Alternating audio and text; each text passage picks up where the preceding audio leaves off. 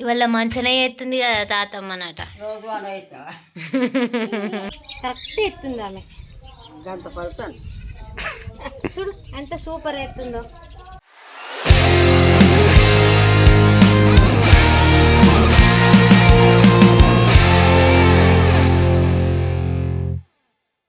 పోయి నానమ్మ పప్పు పోయి పోతుంది రీతు.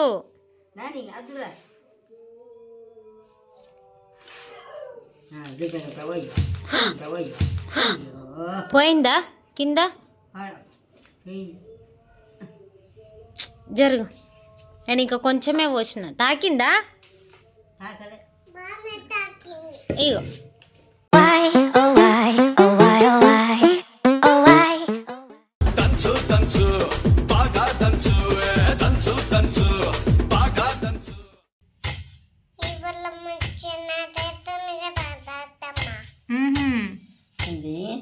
ఇవాళ మంచిగా ఎత్తుంది కదా తాతమ్మ నట.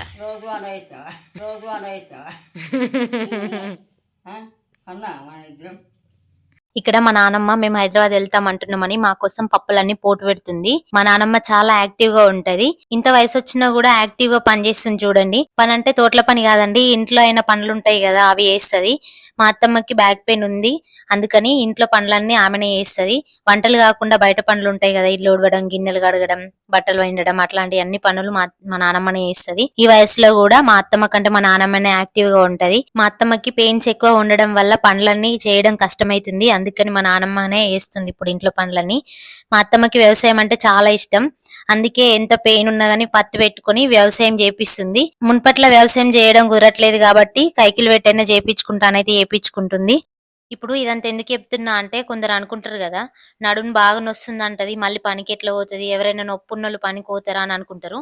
కానీ అట్లా అనుకోవడం బాగా తప్పు. వ్యవసాయం అంటే పిచ్చున్నోళ్ళు ఎంత నొప్పి ఉన్నా ఏది ఉన్నా మనం ఎంత చెప్పినా వినరు, మీదికి వచ్చేదాకా వేస్తారు. అలాగే మా అత్తమ్మ కూడా అంతే, ఎంత నొప్పి ఉన్నా గానీ పని చేయించుకుంటుంది. చేయడం వీలు కాదు కాబట్టి ఇప్పుడు చేయించుకుంటుంది, అట్లా అని చేయడం అయితే మానట్లేదు. ఇంకా మేము ఉన్నప్పుడే పసుపు పెడితే అయితే కొంచెం మా అత్తమ్మకి ఇబ్బంది కాకుండా ఉంటదని అయితే మేమైతే ఒక రోజు అంతా క్లీన్ చేసి నెక్స్ట్ డే పసుపు పెడతామని అయితే వచ్చినాము. మా నానమ్మ నేను పెడతామని వస్తే మా రితు అయితే నేనే ఫస్ట్ పెడతా అని అయితే ఏం పని చేయనియట్లేదు. మా రితు పసుపు ఎట్లా వేసిందో ఒకసారి చూడండి, చూసి కామెంట్ చేయండి. వీడియోని అయితే ఎండ్ వరకు తప్పకుండా చూడండి. ఇంట్లో పెట్టినానా మట్టి వేయి, మట్టి దాని మీద గంతే. ఇది ఒకటి వేసిన నువ్వు అది వేసి అత్తమ్మ అది కోల్చిన జరుగు, లోపలికి దవ్వుకుంటే ఇవ్వాలి. జరుగు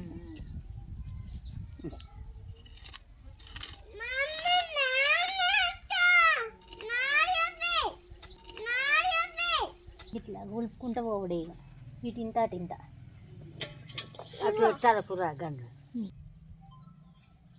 ఈడ రితు పెట్టింది మళ్ళీ పెట్టకి ఇక్కడ ఆడ రెండు కొమ్ములు వేసిన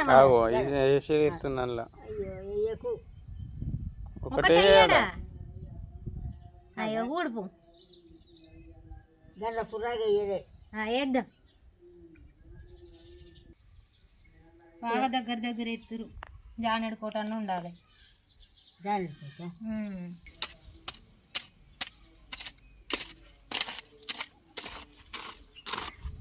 బాగా లోతుకి ఎత్తనే మంచిగా ఊడుతుంది.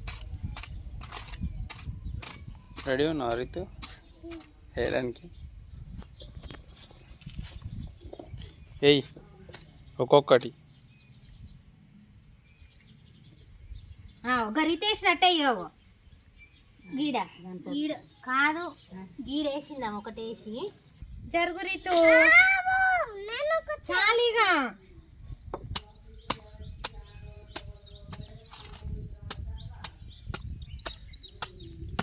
దూరం దూరం వేయాలి రితు, ఒక్కొక్కటి